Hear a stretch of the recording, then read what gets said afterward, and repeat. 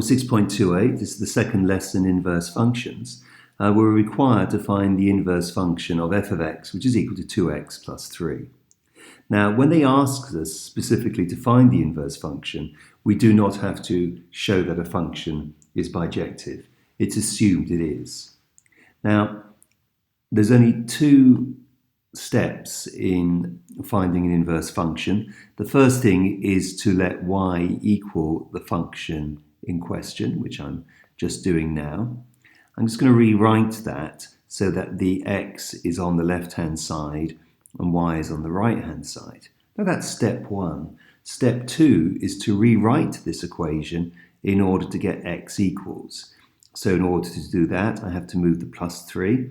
When I move it across, it becomes minus 3. I've now got 2x equals. To undo the multiply by 2, I'm going to divide both sides by 2.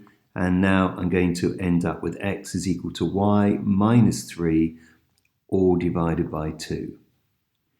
And to all intents and purposes, this is the inverse function. But I've got to write it in formal algebraic language. So this is the inverse function of the original f. So the notation for inverse function is f minus 1, not to the power of minus 1, it's f minus 1, that's the official notation. And then I'm going to use empty bracket. And on the right hand side, wherever I see a letter, I am putting an empty bracket.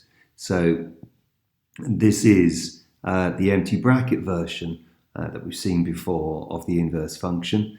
To make it an algebraic formula, we drop the x inside the empty bracket, and then we get to the final rewrite line, which is f minus 1 of x is equal to x minus 3 all over 2, and there is our inverse function.